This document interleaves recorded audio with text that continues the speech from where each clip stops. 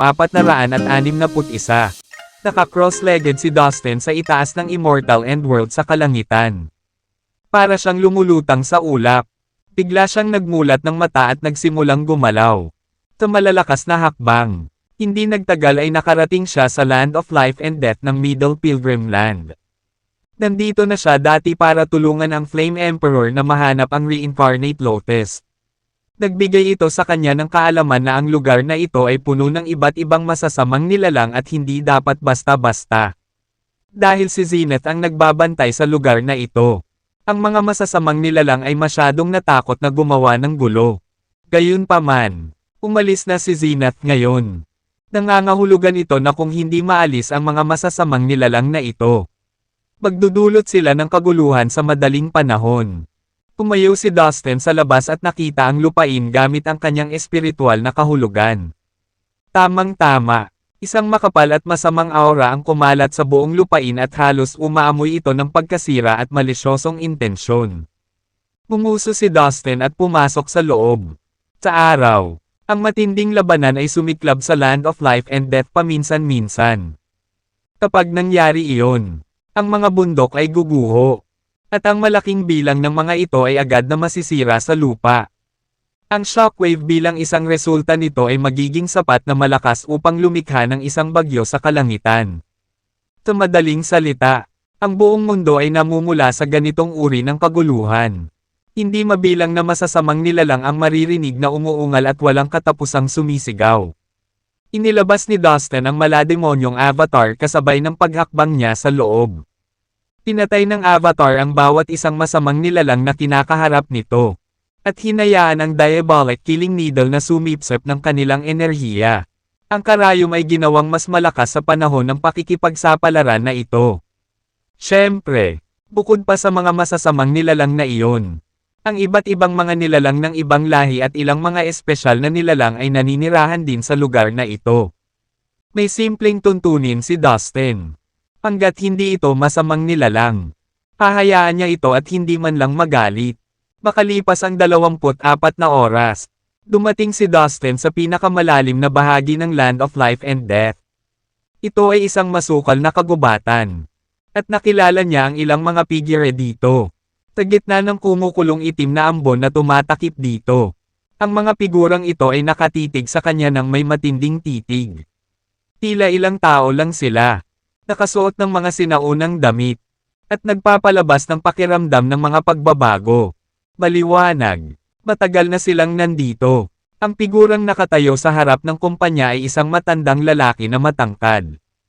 May mahaba at siksik na buhok na umaagos sa likuran niya. Ngunit may suot itong sirang damit. Nakita na ni Dustin ang matandang ito dati. Siya ang nagnanais na pigilan si Dustin sa pagpili ng Reincarnate Lotus. Nilabanan siya ni Zenith sa oras na iyon. Ngayon, alam ni Dustin na ang matandang ito, tulad ni Zenith mismo, ay hindi isang tao, ngunit isang miyembro ng lahi ng kamatayan. Ang kanyang mga kasama ay mula rin sa lahi ng kamatayan. Ikaw, sabi ni Dustin sa matangkad at malakas na matanda. I remember you, boy. Dinala ka ni Zenith dito minsan para kunin ang Reincarnate Lotus. Hindi ko akalain na babalik ka pa dito. Lalo pat babalik ka ng sobrang lakas. Matagal na tinitigan ng matanda si Dustin gamit ang malamig na mga mata bago ito nagsalita sa malambing na tono. I'm flattered you consider me powerful. Sagot ni Dustin. Alam niya ang katotohanan na ang mga miyembro ng Death Race na ito ay dating mga tao ng Immortal End World. Sila ay malubhang nasugatan sa isang labanan at iniwan sa ganoong kalagayan. Sa makatuwid, pumili sila ng ibang paraan ng pamumuhay ng pagiging miyembro ng tinatawag na Death Race. Ito ay nagpapahintulot sa kanila na manatiling buhay sa isang kakaibang paraan. Gayunpaman, ang kanilang hitsura ay nagbago ng malaki. Sila ngayon ay tila nakakatakot at kasuklam-suklam. Sa makatuwid, hindi na nila muling ipinakita ang kanilang mga mukha sa mundo. Ngunit nagsimulang mamuhay ng hiwalay sa kalaliman ng kagubatan na ito. Bakit wala din si Zenith? Tanong ng matangkad na matanda. Tinabi ni Dustin sa matanda na si Zenith ay naglilinang sa mundo ng bangkay ngayon.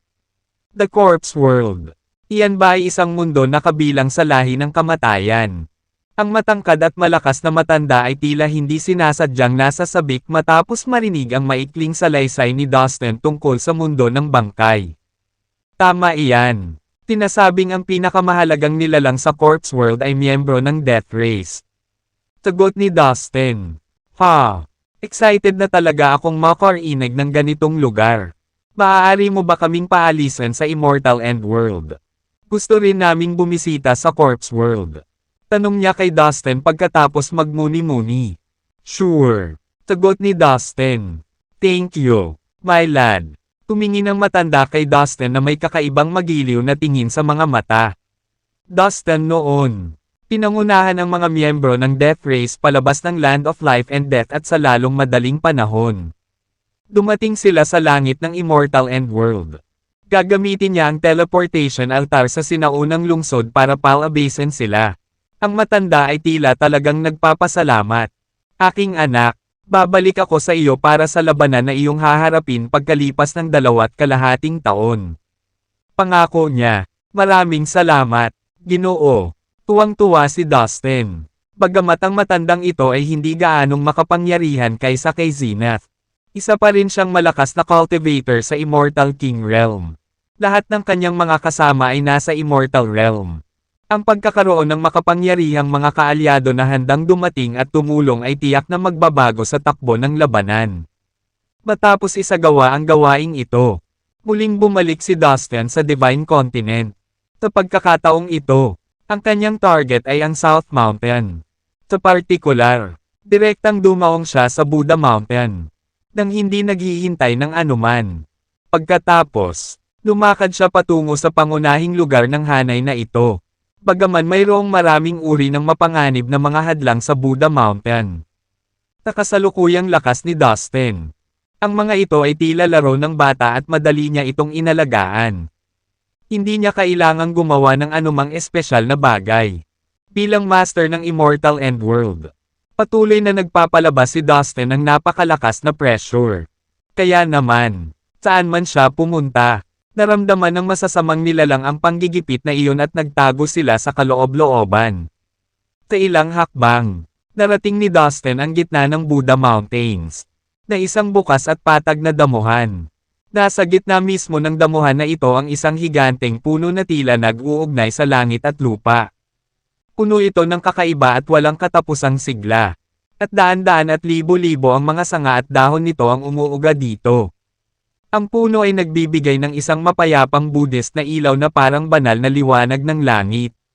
Maliwanag at nakasisilaw. Ito ang puno ng Bodhi. Ito bang puno ng Bodhi ay isa sa iyong mga kapatid? Curious na tanong ni Dustin habang nagpadala ng mensahe sa Supreme Holy Tree sa kanyang omnipotent pot. Human boy, buksan mo ang iyong mga mata at tingnan mong mabuti. Hindi man ito puno. Isa lamang itong ilusyon na nilikha ng isang sarira. Naiinip na sagot ng kataas-taasang banal na puno. Tila patuloy itong naiinip sa kanya. Ano? Natigilan si Dustin. Ang puno ng Bodhi sa kanyang harapan ay napakalaki na 10 milyong berdeng sanga at dahon ang umuunlad dito at halos umabot sa langit. Ngunit hindi ito totoo. Ang espiritual na pakiramdam ni Dustin ay nakarating na ngayon sa Immortal King Realm at gayon paman. Hindi niya ito naramdaman. Ito ay hindi kapani-paniwala na hindi niya nakita sa pamamagitan ng ilusyon. Ang sarira ay pangunahing ginagamit upang sugpuin ang demonyong kamay sa ibaba nito. Kapag nasira mo ang demonyong kamay na iyon, ito ay magpapakita ng orihinal na anyo nito. Paliwanag ng kataas-taasang banal na puno. Sige, inilabas ni Dustin ang malademonyong avatar at sumugod sa lupa. Na-practice niya ang Earth Formula at ang lihim na pamana ng Red Demonic Mouse. Kaya bihasa siya sa mga diskarte sa pag-navigate at pagtawid sa ilalim ng lupa. Sa lalong madaling panahon, nakita niya ang higanteng demonyong kamay na nakapaloob sa kaibuturan ng lupa. Pinigilan ito ng 9 na pulang kadena. Tila nanggaling sila sa puno sa itaas nito.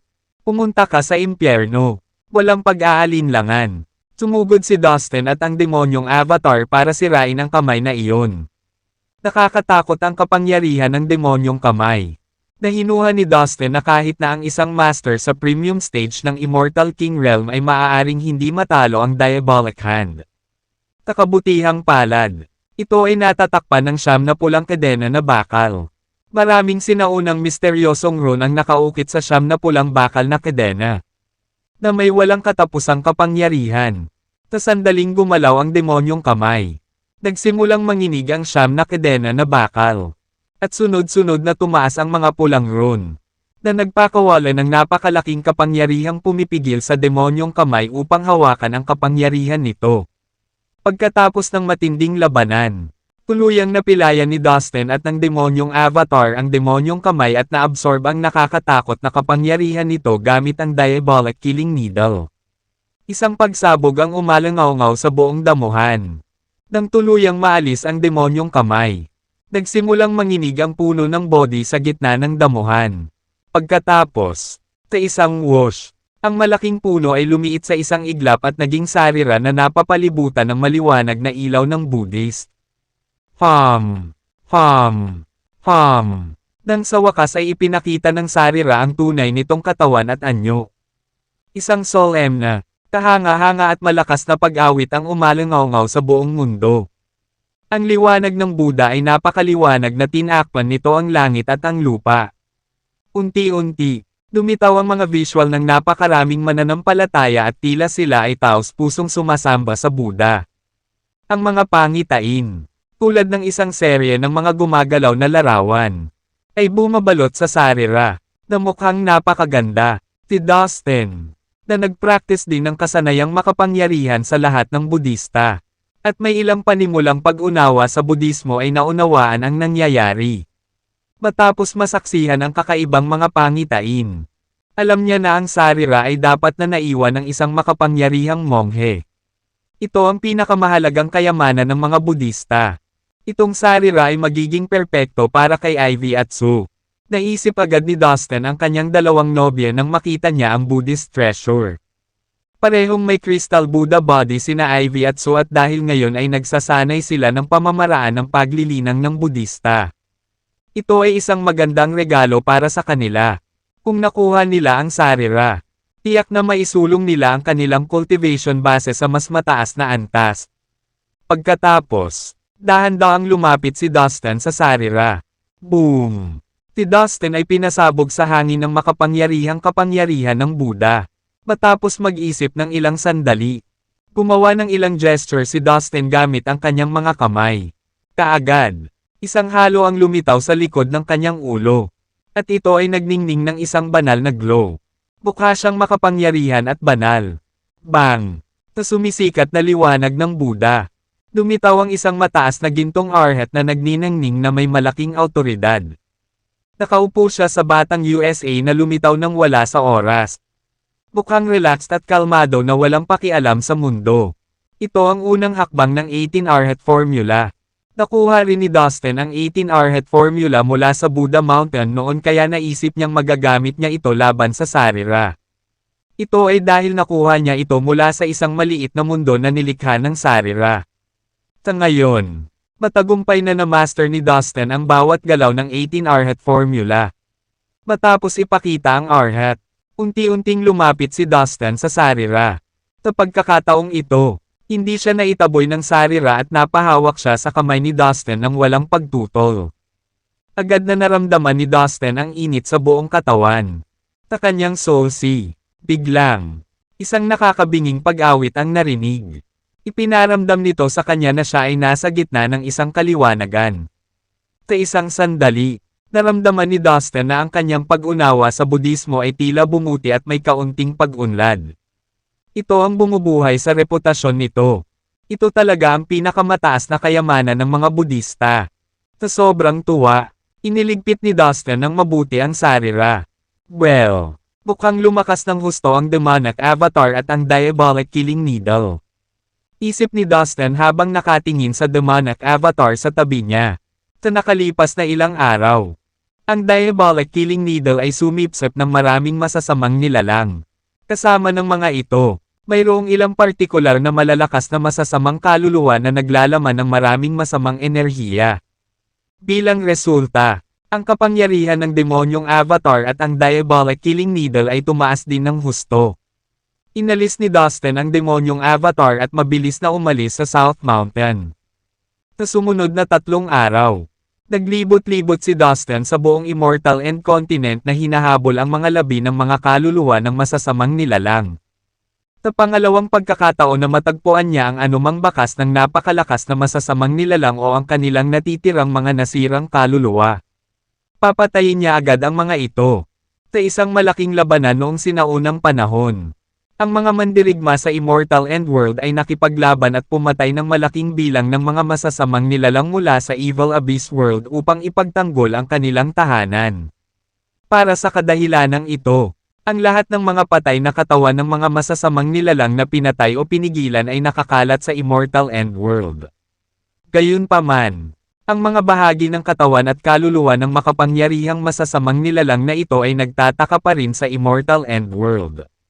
Sa katunayan, ang layunin ni Dustin ay alisin ang lahat ng napakalakas na masasamang nilalang sa pagkakataong ito.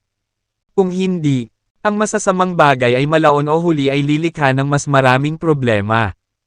Tungkol naman sa masasamang espiritu na hindi gaanong makapangyarihan o hindi gaanong mapanganib, pinili ni Dustin na huwag pansinin ang mga ito. Iniwan niya sila para patayin sila ng ibang mga kabataang cultivator sa Immortal End World bilang paraan para madagdagan ang kanilang karanasan at magkaroon ng gagawin para sa pagsubok. Makalipas ang 4 na araw, naalis na ni Dustin ang lahat ng makapangyarihang masasamang espiritu sa buong Immortal End Continent. Pagkatapos ay pumunta siya sa punong tanggapan ng Flame Holy Land para ibigay ang sarira kina Ivy at Sue bilang isang espesyal na regalo. Siyempre, ilang araw din siyang nanatili sa headquarters para makasama si Ivy at Sue dahil matagal na niya itong hindi nakikita. Ang ikinagulat ni Dustin ay bumalik din si Elder Sharp mula sa training base sa labas ng Immortal End Continent. At matagumpay na siyang nakapasok sa premium stage ng Immortal Transforming Realm. Dustin, ano ngayon ang cultivation base mo? Mukhang malaki ang ginawa mo. Nabigla si Elder Sharp at hindi makapaniwalang nagtanong. Naramdaman ang pagbabago bago ng vital energy force ni Dustin. Naabot ko na ang katamtamang yugto ng Immortal Realm, sabi ni Dustin. Nang marinig iyon, natahimik si Elder Sharp at ang iba pa. Ang mga nakatatanda sa isang nakatatandang henerasyon ay hindi maiwasang mapangiti ng mapait. Isa itong malaking dagok sa kanila. Siya ay napakabata. Ngunit naabot na niya ang Immortal Realm. Umiling si Elder Sharp at bumantong hininga. Gulat din na napatitig kay Dustin ang iba. Para silang nakatitig sa isang halimaw. Sa kanyang pananatili sa punong tanggapan ng Flame Holy Land. Nagtanong din si Dustin tungkol sa kasalukuyang sitwasyon ng Flame Holy Land. Ang operasyon ng buong Flame Holy Land ay nasa mabuting kalagayan at ito ay pagpapabuti araw-araw at yumayabong. Ang Flame Holy Land ay isa sa pinakamakapangyarihang sekta sa Immortal End World. Hindi pa nagtagal, nang hindi sinasadyang ginamit ni Mr. Pang ang kanyang tunay na lakas. Alam ng mundo na nakalusot na siya sa Immortal Realm. Isang kabuluhan ang kumalat sa buong Immortal End World. Ngayon ay may mga 6 na martial artists sa Immortal Transforming Realm. Kasama si Dustin, na nasa Immortal Realm mula sa Flame Holy Land. Walang sekta ang makakapantay o maikukumpara sa kanila sa Immortal End World sa lakas. Pagkalipas ng 5 araw, umalis si Dustin sa punong tanggapan ng Flame Holy Land. Sa kailaliman ng kalangitan ng Immortal End Continent. Ang walang limitasyong mga pader ay ganap na kinubkob ang buong lugar. Sa gitna ng mga pader, mayroong isang sinaunang mataas na lungsod, na napapalibutan ng nakasisilaw na liwanag ng diwata, na nagpalaganap ng walang katapusang banal na batas. May malaking itim na diabolic tree sa lugar na ito, na may malakas na masamang aura. Si Dustin at ang sundalo ay nakatayo sa pader ng lungsod, na tinatanaw ang itim na diabolic tree sa di kalayuan. Sir, hindi pa po kumikilos ang diabolic tree. Di ba? Tanong ni Dustin sa sundalo. Wala pang natukoy na paggalaw sa ngayon. Dapat ay nagsasanay pa rin si Devil Ancestor Bale sa pag-iisa at ayaw pang magambala. Sabi ng sundalo. Aba, mabuti naman. Tumango si Dustin. Sabi mo kapatid mo rin itong diabolic tree. Pwede mo bang gisingin? Tanong ni Dustin sa kataas-taasang banal na puno sa omnipotent pot. Siyempre susubukan ko. Kahit ano pa ang resulta. Dapat nating subukan. Buong determinasyon ng Supreme Holy Tree. Pagkatapos, ang kataas-taasang banal na puno at ang banal na dilaw na puno ay sabay-sabay na sumugod mula sa omnipotent pot at lumitaw sa pader ng lungsod. Nagulat ang sundalo. Nagmamadaling ipaalam ni Dustin sa sundalo na kasama niya ang dalawang banal na puno upang hindi siya matakot sa biglaang presensya nito. Mukhang lagi kang puno ng sorpresa. Nakahinga ng maluwag ang sundalo na may kasamang mapait na ngiti. Let me make the introductions to you. This is my brother, Russell. He is the famous Holy Yellow Tree. Pagpapalam ng Supreme Holy Tree kay Dustin. Ang banal na dilaw na puno. This is the legendary Holy Yellow Tree. Bago pa makasagot si Dustin ay halos mapatalon sa gulat ang sundalong katabi niya. Oh, may alam ka ba sa punong ito? Umaasang tumingin si Dustin sa sundalo. The Holy Yellow Tree is a napakabihirang uri ng banal na puno. Tinasabi na ang puno ay ipinanganak sa simula ng mundo. Ang banal na dilaw na puno ay maaaring sumipsip ng kapangyarihan ng batas ng 10,000 mundo dahil kailangan nito ng ganoong kalaking enerhiya upang lumago. Tinasabing ang mga bunga ng banal na dilaw na puno ay tumutubo at namumunga lamang tuwing kalahating milyong taon. Kung ubusin ng isang martial artist ang prutas, mapapabuti nito agad ang kanilang kaliwanagan sa kapangyarihan ng batas ng walang hangganang universo. Ito ay walang katapusan gamit sa isang martial artist. Sabi ng sundalo, munting matanda, nakakabilib na tila mas may kaalaman ka kaysa sa inaasahan ko. Marami ka talagang alam tungkol sa aking kapatid. Nakangiting sabi ng Supreme Holy Tree habang sinusulyapan ang sundalo. Human boy, maraming salamat. Kung wala ka, natatakot ako na mananatili pa rin ako sa espasyo ng Jade Sleep. Hindi ko alam kung kailan ako gising. Isang marangal na mukha ang lumitaw sa puno ng banal na dilaw na puno. Takabaligtaran. Ang banal na dilaw na puno ay higit na maingat sa mga salita at gawa. Hindi ito mukhang bastos o masama ang ugali tulad ng Supreme Holy Tree. Huwag mo nang banggitin. It was no big deal. I am just glad that I could be help to you. Nagmamadaling sagot ni Dustin na medyo nahihiya sa atensyong natatanggap niya. Ang banal na dilaw na puno ay nakakagulat na napakalaki at tiyak na nabuhay ito ng mahabang panahon. Kaya tiyak na mas matanda ito kay Dustin at dapat na tinutugunan ng may paggalang. Clean. Sa mga oras na ito, ang banal na dilaw na puno at ang pinakamataas na banal na puno ay abala sa pagmamasid sa itim na diabolic tree sa mabituing kalangitan sa di kalayuan. Si Clint ay talagang naging isang halimaw. Siya ay tiyak na nawala sa kanyang pinagmulan.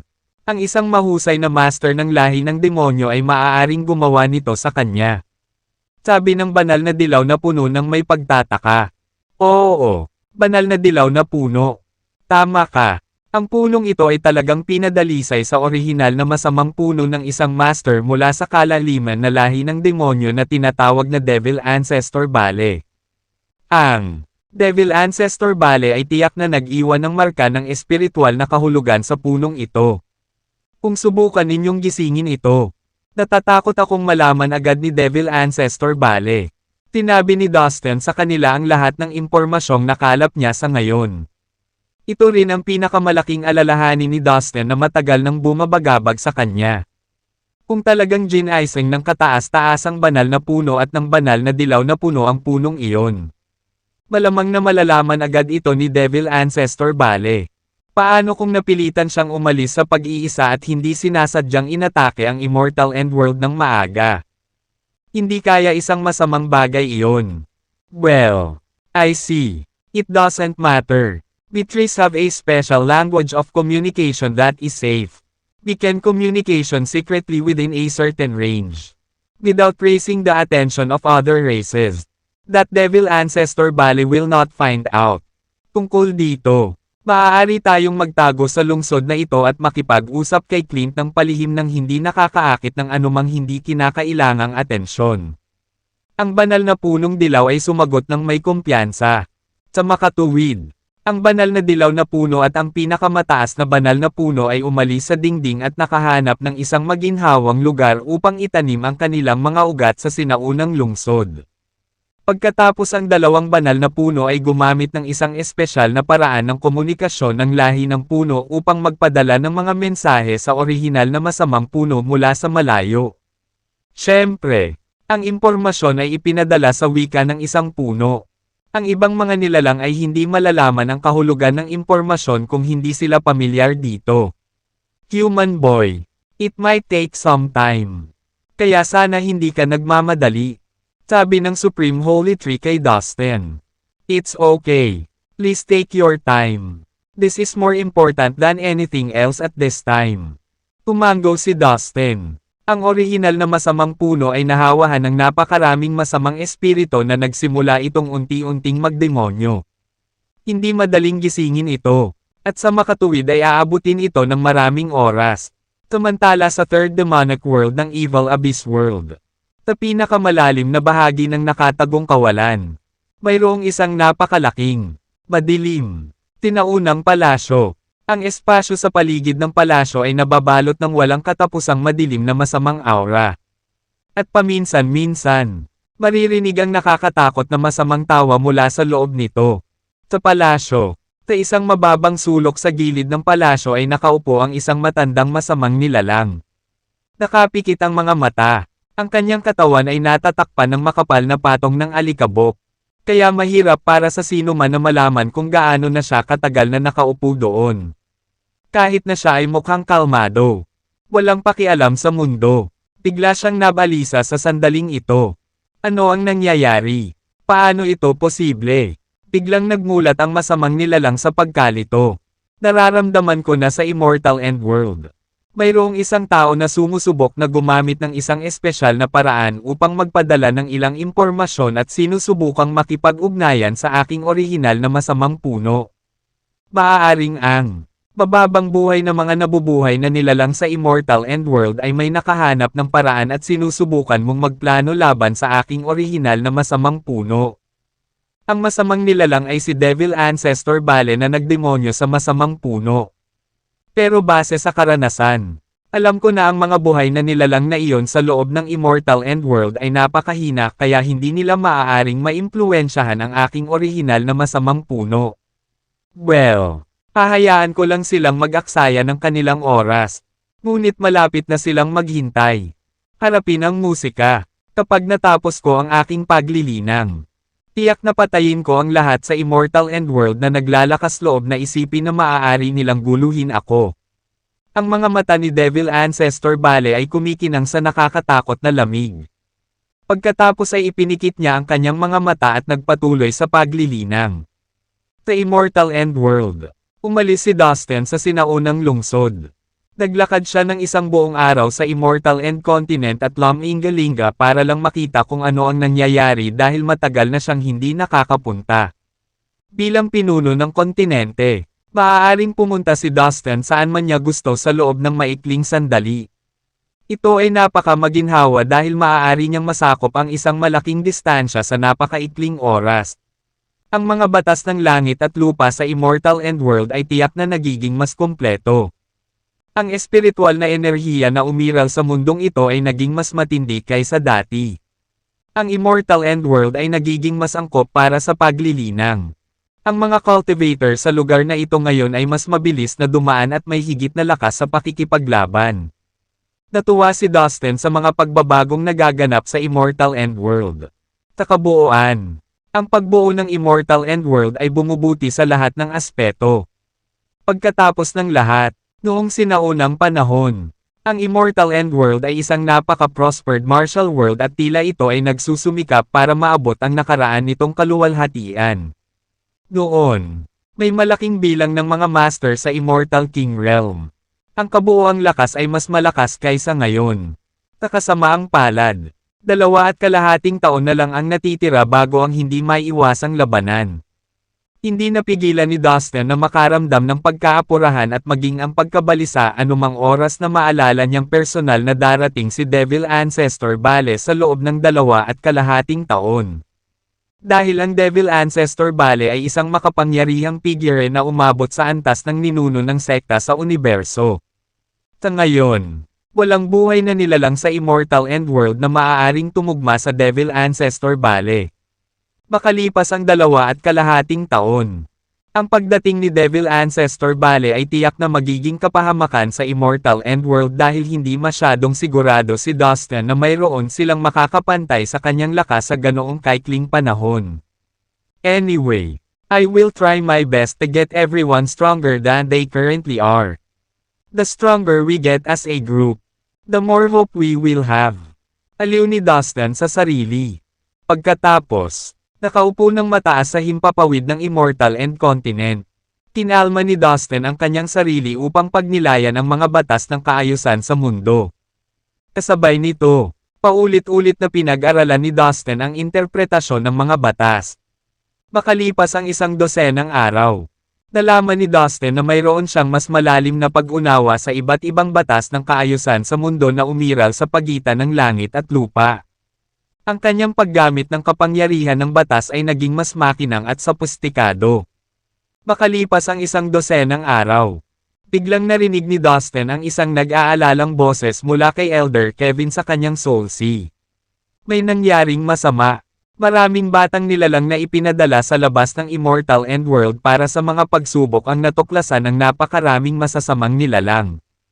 Inaatake sila at dumanas ng mabibigat na casualty. Kasama rin sa grupong ito ng mga batang nilalang. Ilang elite na estudyante mula sa Immortal End School. At si Caroline ay kabilang sa kanila. Ipinadala ni Elder Kevin ang mensaheng ito kay Dustin sa pamamagitan ng puwersang espiritual. Ano? Paano nila nalaman? Si Dustin, na nakaupo ng mataas sa langit ng Immortal End Continent, ay agad na tumalon. Nagulat at nagalit. Sa sandaling matanggap niya ang mensahe mula kay Elder Kevin. Agad na tinungo ni Dustin ang cultivation base sa labas lamang ng Immortal End World. Right after the conversation, bigla na lang naisip ni Dustin. Mula nang itatag ang cultivation base sa labas ng Immortal End World. Pinaplano ni Elder Kevin na magkaroon ng pagsubok ang mga nilalang sa Immortal End World sa base na iyon. Kung ikukumpara sa Immortal End World, ang espasyo sa labas ay hindi maikakailang mas perpekto para sa mga martial artist na pakilyusan ang kanilang lakas at mature bilang isang individual. Agad na kumilos si Elder Kevin sa ideya lalo na pagkatapos na maibalik ni Dustin ang dalawang nangungunang barkong pandigma mula sa tangkla ng Tycoon World. Sa katunayan, nitong mga nakaraang araw, nagpadala si Elder Kevin ng maraming batch ng mga cultivator mula sa Immortal End World sa ilang sikat na lugar ng pagsubok sa universo upang linangin ang dalawang barkong pandigma. Gayunpaman, hindi inaasahang natagpuan sila ng isang nilalang sa Third Demonic World ng Evil Abyss World. Sa sandaling iyon, ang Third Demonic World ay nagpadala ng isang malaking hukbo upang palibutan at hanapin ang mga cultivator na nagmula sa Immortal End World. Bukod pa riyan, napagtanto ng mga masasamang nilalang mula sa Demonic World na ang mga nilalang na Immortal End World ay nakakapaglakbay papasok at palabas ng Immortal End World ng malaya hanggat kaya nila. Sa makatuwid, ang mga masasamang nilalang ay biglang nag-isip na dapat mayroong isang lihim na portal o anumang lihim na pinto na humantong sa Immortal End World.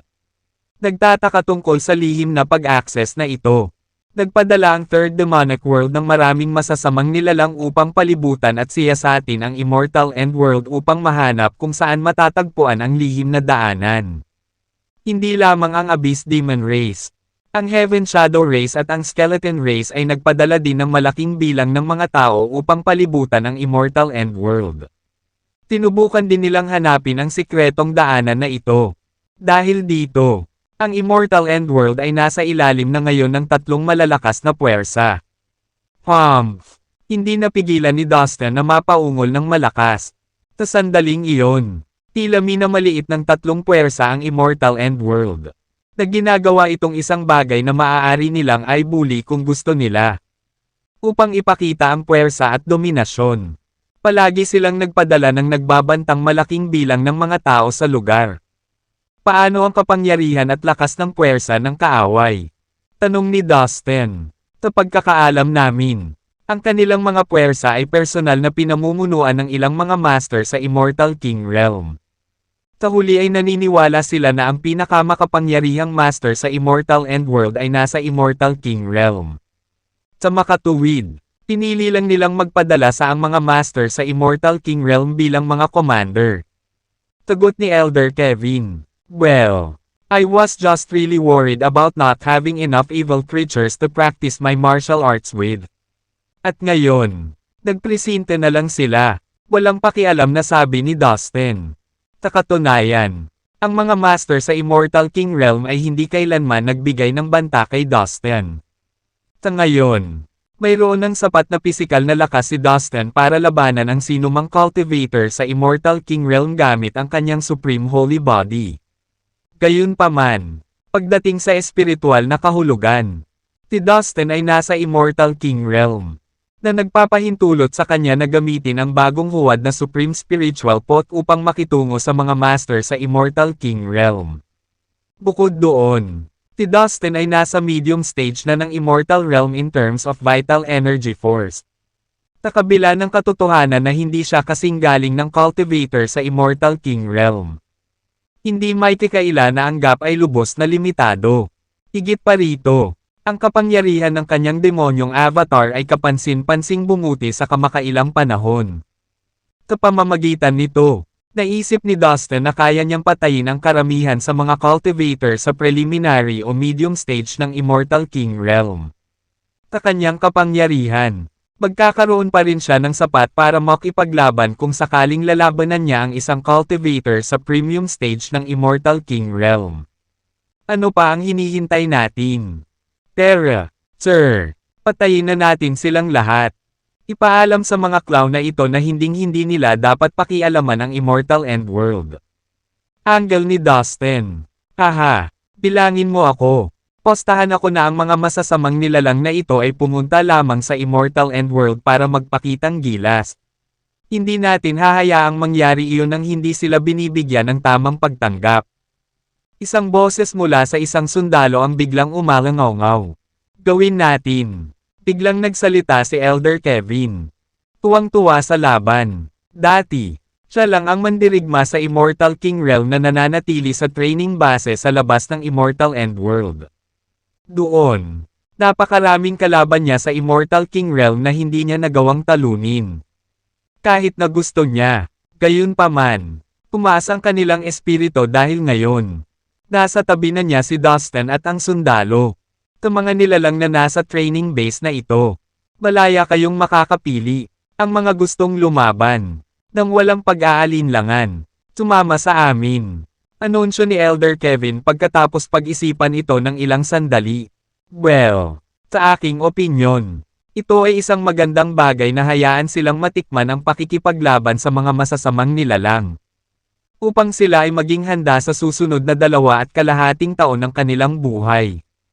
Tumango si Dustin bilang pagsang-ayon. Pagkasabi noon, agad na tinipon ni Elder Kevin ang lahat ng mga magsasaka sa cultivation base. Napahanga at nakumbinsi ni Elder Kevin. Lahat sila ay nasa mataas na espiritu. At kusang loob na piniling makipaglaban sa kanila. Nang makitang maraming gustong makipaglaban sa kanila. Sumakay sina Dustin at Elder Kevin ng isang barkong pandigma bawat isa. Nalumutang sa himpapawid sa itaas lamang ng base. Pagkatapos, ang mga magsasaka ay hinati sa 2 grupo.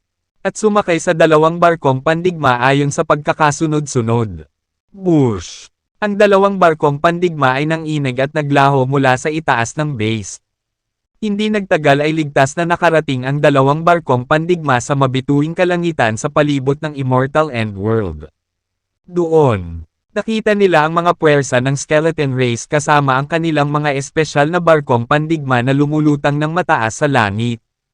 Ang mga masasamang nilalang ng Third Demonic World ay nasa mabituing kalangitan din at ang kanilang mga barkong pandigma ay kahawig ng maraming malalaking puting bungo na lumulutang sa hangin. Bukod pa riyan, nilagyan ng Dark Shadow ang isang lugar kung saan nagtago ang mga tao sa Heaven Shadow Race. Mula sa malayo ang mga tao ng 3 puwersa ay nagkaroon ng pagbuo ng malabong tatsulok na nakapalibot sa Immortal Endworld sa gitna mismo. Sa nakalipas na ilang araw, ang tatlong puwersa ay patuloy na nagmamasid sa Immortal End World habang sila ay nagsagawa ng malawakang paghahanap upang mahanap kung saan matatagpuan ang lihim na pasukan. Biglang lumitaw ang dalawang barkong pandigma sa mabituing kalangitan ng hindi napansin. Umuusbong ng walang anumang energy wave. Ang nangungunang mga barkong pandigma ng tangkla ng Tycoon World ay biglang lumitaw na parang mga multo, na nagdulot ng matinding kapangyarihan. Ang tatlong makapangyarihang kapangyarihan na nakapalibot sa Immortal End World ay hindi napansin ang presensya ng dalawang barkong pandigma. Baril muna sila gamit ang mga kristal na kanya ng barkong pandigma natin. Pagkatapos ay ituloy natin ang malapit na labanan. Utos kaagad ni Dustin kay Elder Kevin. Sige. Tumango si Elder Kevin. Para kay Dustin. Ang pag-atake muna mula sa malayo at pagkatapos ay ang pagpindot sa malapit na labanan ay ang pinakamahusay na pagpipilian para sa kanila upang manalo sa digmaan. Pagkatapos, isang hilera ng mga kristal na kanyon ang inilabas, na sabay-sabay na pinaputok. Bang! Bang! Bang! Ang mga bahid ng makapal na puting kolong ng enerhiya ay palm unit sa espasyo. Pinaputokan ng mga barkong pandigma ng tatlong puwersa ng kaaway. Hindi alam kung ano ang nangyayari sa kanilang paligid. Ang ilang mga barkong pandigma ay nagkawatak-watek. Kontak ng kaaway. Oh my God! Dalawa lang sila. How could they be so terrifying? Umalis ka sa daan. Kaagad. Hindi alam ng tatlong puwersa kung ano ang gagawin dahil sa takot. Kumonsumo ng maraming bilang ng mga kristal. Ang dalawang barkong pandigma ay may mataas na antas at nakapaglansad ng napakalakas na pag-atake. 1/3. Gayunpaman, walang pakialam sina Dustin at Elder Kevin tungkol sa mga kristal dahil mayroon silang mga tumpok ng mga ito na nakasalansan sa barkong pandigma. Nahanda para sa labanan. Sa sandaling iyon, ang mga pulutong ng malalaking haligi ng puting enerhiya ay binaril sa tatlong puwersa. Ilang saglit lang. Isang malaking bilang ng mga barkong pandigma ng kaaway ang nawasak na. Pinilayan ng amoy ng dugo at takot ang buong kalawakan. Kasabay ng nakakabinging mga ungol at hiyawan ng mga pugot na magsasaka. Sa puntong iyon, nalaman ng lahat na kahit ang isang cultivator sa Immortal King Realm ay hindi makakalaban sa dalawang barkong pandigma ng direkta. Sa isang matalas na pag-iisip na humila sa isang makakapal na barrage. Si Dustin ay nagdulot ng matinding pinsala na nagpasindek sa lahat hanggang sa kanilang mga buto. Ang mabangis na putok ng baril ay naging dahilan upang ang natitirang mga miyembro ng tatlong pangunahing karera mula sa iba pang mga mundo ay sumakay sa kanilang mga takong. Nauwi sila sa pagkalat sa paligid ng interplanetary space sa paligid ng kanilang mga barkong pandigma. Dito, mas mahina ang epekto ng putok. Well, we can stop shooting. Master Kevin, lumabas tayo at patayin ang ating mga kaaway. Tinabi ni Dustin kay Kevin sa pamamagitan ng kanyang espiritual na kahulugan. Ang dalawang barkong pandigma mula sa Immortal End World ay sabay na tumigil sa putok. Pagkatapos, lahat ng mga magsasaka sa loob ng mga barkong pandigma ay nagsilabasan. Habang tumatakbo siya, laminggalinga si Dustin sa paligid at nalaman niyang ang mga baril ng barkong pandigma ay pumatay ng halos 25 ng tropa ng kaaway. Wow! Makapangyarihan talaga ang dalawang barkong pandigma na ito. Ang daming demonyo sa kailaliman ay patay na. Napabuntong hininga si Kevin sa tuwa. Ito ang kauna-unahang pagkakataon na gumamit siya ng mga barkong pandigma upang labanan ang mga tropa ng kaaway. At hindi niya inaasahan na makakita ng ganoon kagandang resulta. Oo, ang mga barkong pandigma na itinayo ng Tycoon World ay nararapat sa kanilang magandang reputasyon. Ang kanilang katanyagan ay napupunta sa lahat ng paraan pabalik sa sinaunang panahon. Hindi ako makapaniwala na sa wakas ay nasaksihan ko ang kanilang kapangyarihan sa aking sariling mga mata ngayon. Nako, kung tayo ay may batch ng Tycoon World warships noon. Ibang-iba sana ang resulta ng digmaan. Napabuntong hininga na sabi ng sundalo. Sa oras na ito, sa wakas ay nakilala ng tropa ng tatlong dayuhang lahi ang pagkakakilanlan ng kanilang mga umaatake. Sila ay mga nilalang mula sa Immortal End World. Ang dalawang kakilakilabot na barkong pandigma ay kabilang sa Immortal Endworld. Paano ito posible? Paano sila nagmamay-ari ng mga kakilakilabot na barkong pandigma? Hindi ba ang Immortal Endworld ay isang sarado at bastos na mundo? Sabay-sabay silang umungol sa galit. Sa pagkakaalam nila, ang mga cultivator ng Immortal Endworld ay napakahina. Iyon ang dahilan kung bakit walang takot silang nagpadala ng mga tropa upang palibutan ang Immortal Endworld sa unang lugar. Sa hindi inaasahang pagkakataon, napakaraming bilang ng kanilang mga tropa ang napatay sa napakaikling panahon. Oo, galing tayo sa Immortal Endworld. Dugo lang ang tumutubo sa dugo. Ngayon, mapupunta kayong lahat sa impyerno. Tigaw ni Kevin. Galit na galit nang makitang minamaliit sila ng tatlong lahi. Ang kanyang puso ay binaha ng layuning pumatay. Patayin sila. Tinawian ni Dustin ang kanyang kamay at sinugod ang tropa ng kalaban. Boom! Sa kanyang husay sa paggalaw ng katawan.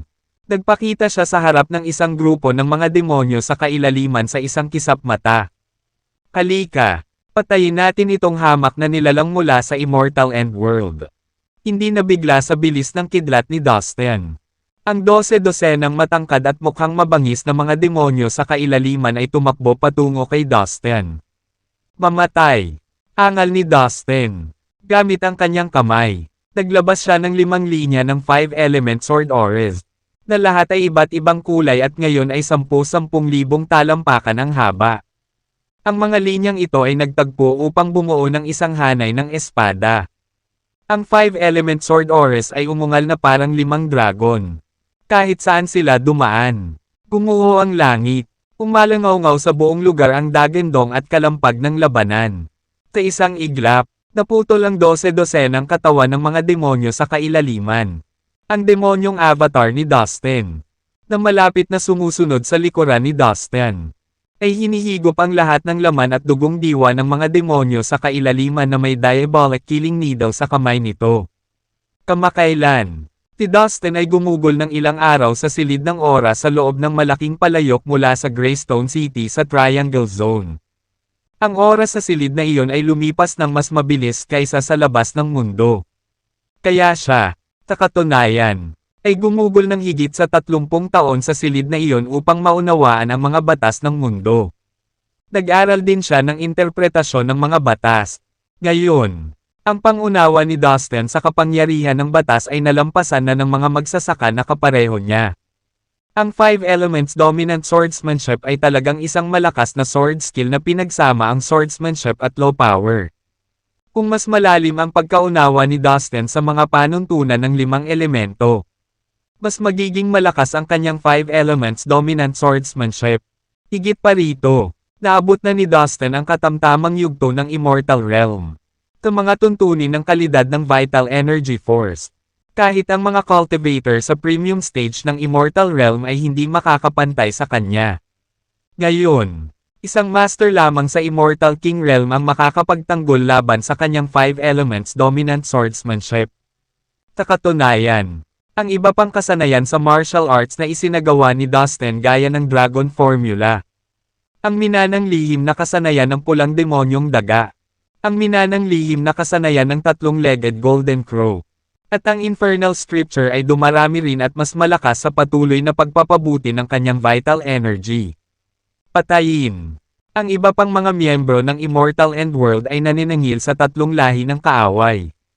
Kumukulo ang kanilang dugo sa galit. Bilang mga cultivator mula sa Immortal Endworld, gusto nilang lipulin ang lahat ng mga dayuhang tropang ito.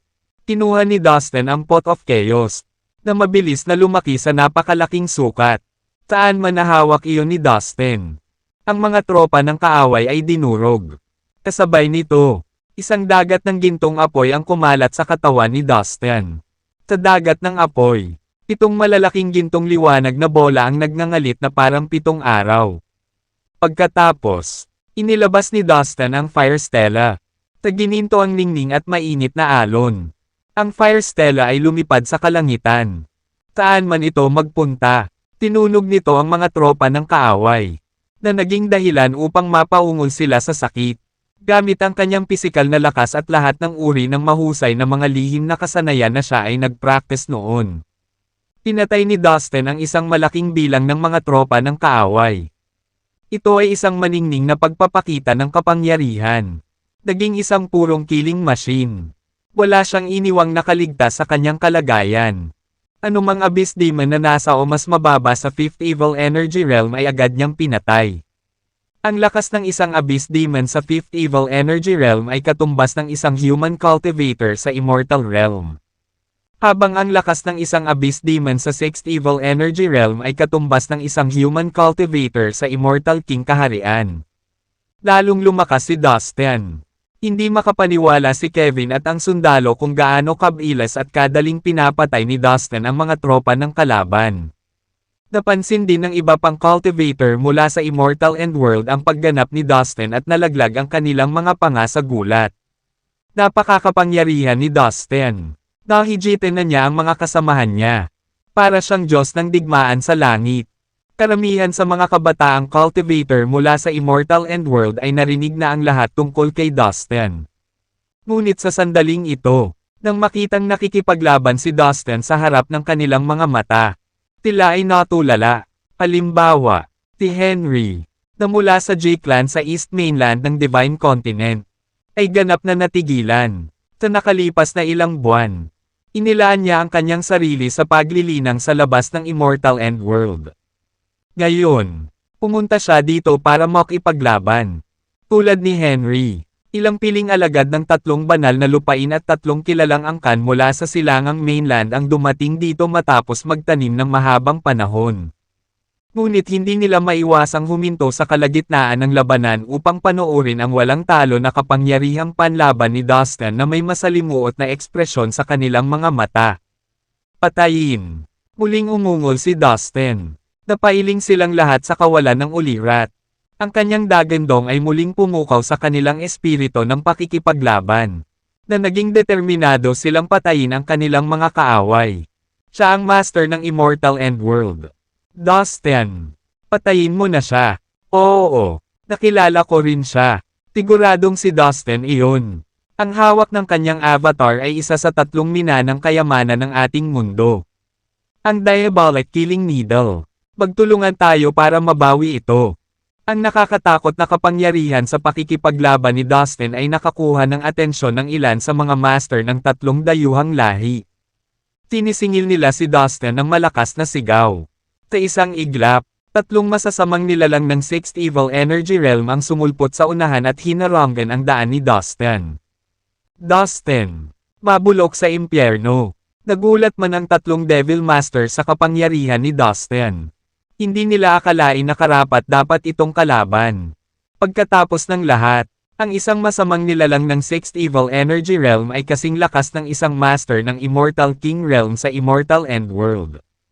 Hindi nila akalain na ang isang binatang tulad ni Dustin ay maaaring maging master ng Immortal King Realm. Nilapitan ng 3 masasamang nilalang si Dustin. Umaasang tapusin siya sa isang suntok. Sa tingin mo matatalo mo ako at kitilin ang buhay ko? Tanong ni Dustin na may halong pang-iinis. Pagkatapos ay sumugod siya sa isa sa 3 kalaban. Biglang napagtanto ng masamang nilalang na hindi binabalak ni Dustin ang pag-iwas sa kanyang pag-atake. Ang pagkaunawa na si Dustin ay sa katunayan. Naninangil sa kanya ay nagpagalit sa kanyang kaaway. Iwagayway niya ang kanyang itim na letigo kay Dustin nang may pananakot. May 9 na itim na bungo sa letigo na patuloy na naglalabas ng malakas na masamang aura. Inabot ni Dustin ang itim na letigo. Biglang naglabas ng makulay na aura ang kamay niya. Human boy, nililigawan mo si kamatayan. Galit na sigaw ng masamang nilalang. Malaking insulto sa kanya ang ugali ni Dustin. Nasaktan ang kanyang kawakuhan sa katotohanan na ang isang mahinang tao ay may isip na labanan siya gamit ang kanyang mga kamay. Hinawakan muli ni Dustin ang itim na letigo. Sa ilalim ng nagtatakang tingin ng masamang nilalang. Mariin niyang ikinuyom ang kanyang kamao. Basag. Ang itim na letigo ay agad na sumabog sa itim na alikabok at nagkalat sa buong lugar. Mamatay. Napalingon si Dustin sa masamang nilalang na gulat. Inabot siya ni Dustin sa isang kisap mata at isang malakas na suntok ang ibinato sa mukha niya. Ang espasyo sa paligid ng kanyang kamao ay nagkawatak-watek. At ang lahat sa paligid nito ay tila sinipsip sa isang walang laman. Naramdaman ang nakakatakot na kapangyarihan ng kamao ni Dustin. Ang masamang nilalang ay lubos na napailing. Hindi pwede. Ang masamang nilalang ay napabulalas ng lubos na hindi makapaniwala. Sa isang malinaw na tunog. Winasak ni Dustin ang lahat ng depensa ng kanyang kalaban at muling sinuntok siya. Na naging ambon ng dugo. Ang malademonyong avatar ay nasa tabi mismo ni Dustin. Ang diabolic killing needle sa kamay nito ay hinihigop ang lahat ng diwa ng patay na masamang nilalang. Isa sa malalakas na masasamang nilalang ng Sixth Evil Energy Realm ay pinatay sa ganitong paraan. Lahat ng nilalang doon. Mula sa Immortal Endworld at maging ang mga nilalang na iyon mula sa tatlong lahi ng dayuhan ay hindi maiwasang ituon ang kanilang mga mata kay Dustin sa sandaling iyon. Nahirapan silang paniwalaan na ang isang master ng Sixth Evil Energy Realm ay napatay ng napakabilis. Iyon din ng isang binatang tulad ni Dustin. Nakapagtataka na taglay niya ang gayong kahanga-hangang lakas. Ang dalawa pang masasamang nilalang ng Sixth Evil Energy Realm ay natakot sa kung ano ang mangyayari sa kanila. Ikaw na. Tumangala si Dustin sa isa sa dalawang natitirang masamang nilalang at alam niyang ngumiti. Pagkasalubong ng kanyang tingin, nakaramdam ng takot ang masamang nilalang na iyon. Walang lalaking nakatitig pabalik sa kanya. Ito ay isang marahas na mabangis na hayop. Nawala ng lakas ng loob na lumaban. Ang masamang nilalang ay tumalikod at tumakas ng mabilis hanggat kaya niya. Ang master na namatay sa kamay ni Dustin ay mas makapangyarihan kaysa sa kanya. Walang paraan na makakaligtas siya sa pag-atake ni Dustin. Uli na ang lahat. Mongrel. Natawa si Dustin at naabutan siya sa isang iglap. Pinabagsak niya ang kanyang kalaban sa pamamagitan ng dalawang simpleng galaw. Hindi ka rin makakatakas. Fucker. Tumalikod si Dustin at sinundan ang ikatlong masamang nilalang ng Sixth Evil Energy Realm na humamon sa kanya. Nang makitang mabilis na napatay ni Dustin ang kanyang dalawang kasama na ka-level niya. Natakot na ang masamang nilalang sa labas ng kanyang talino. Hindi siya nang ahas na makipaglaban kay Dustin. Sa halip ay tumakbo siya ng mabilis hanggat kaya niya mula sa Dustin. Magtulungan tayo at ilabas muna ang lalaking ito. Ang mga nilalang mula sa tatlong lahi ng dayuhan ay nagalit sa paraan ng pagpuksa ni Dustin sa mga nilalang na iyon. Hindi sila makapaniwala nang makita nilang pinatay ni Dustin ang dalawang masasamang nilalang ng Sixth Evil Energy Realm ng ganoon kadali. Mabangis silang umungol at sumugod kay Dustin. Balak siyang patayin. Ang mga pinuno ng Abyss Demon Race. Ang Skeleton Race at ang Heaven Shadow Race ay nagpadala ng 3 hanggang 4 na masasamang nilalang na maaaring tumugma sa kapangyarihan ng mga master ng Immortal King Realm. Kaya naman, mayroong 11 masasamang nilalang na katumbas ng mga immortal na hari sa alien troop na sumusunod kay Dustin. Ang isa sa kanila ay katumbas ng isang master na nasa premium na yugto. 4 ang maaaring tumugma sa isang master na nasa medium stage at 6 ay katumbas ng master na nasa preliminary stage. Sige, ipakita mo sa akin kung ano ang mayroon ka. Nakangiting sabi ni Dustin. Itinagilid niya ng kaunti ang ulo para tignan sila ng may sympathy. Alam niyang papatayin niya ang mga ito. At ang isang bahagi niya ay nakaramdam ng sama ng loob na akala pa rin nila ay may pagkakataon silang laban sa kanya. Ikinumpas niya ang kanyang kamay. At isang sinag ng itim na liwanag ang lumitaw mula sa gitna ng kanyang katawan. Pagkatapos ang itim na ilaw ay naging isang higanti na hindi bababa sa 100,000 talampakan ang taas na may malaking itim na espada sa magkabilang kamay. Ang espada lamang nito ay 10,000 talampakan ang haba. Ang higanti ay ang puppet na pumatay sa Diyos. Nakuha ito ni Dustin sa punong tanggapan ng slaughtering sect kanina. Matagumpay na napino ni Dustin ang puppet matapos itong pag-aralan ng maraming oras. Ang puppet na ito na pumatay sa Diyos ay may kapangyarihang lumaban ng isang master na umabot na sa katamtamang yugto ng Immortal King Realm. Bukod dito, dahil mahigpit itong nilabanan ni Dustin, alam niyang may kakayahan ang puppet na talunin ang karamihan sa mga master na nasa medium stage ng Immortal King Realm. Ang mga average na master ng level na iyon ay hindi tugma para dito. Si Dustin, ang kanyang demonic avatar at ang god-killing puppet ay sumugod sa malalakas na masasamang nilalang na magkatabi. Mukha namang confident ang tatlo habang papalapit sa mga kalaban nila. Boom! Biglang nagsimula ang isang mataas na anyo ng digmaan. Ang mabangis na mga alon ng enerhiya ay kumalat sa malayo at malawak. Bumuo ang malalaking lugar ng kalawakan at lumutang sa hangin ang walang katapusang mga fragment ng espasyo. Lahat ng ibang nilalang sa paligid ay natakot at nagsimulang manginig sa takot. Tinubukan nilang makatakas kay Dustin. Baka mapatay pa sila ng mga alon ng enerhiya.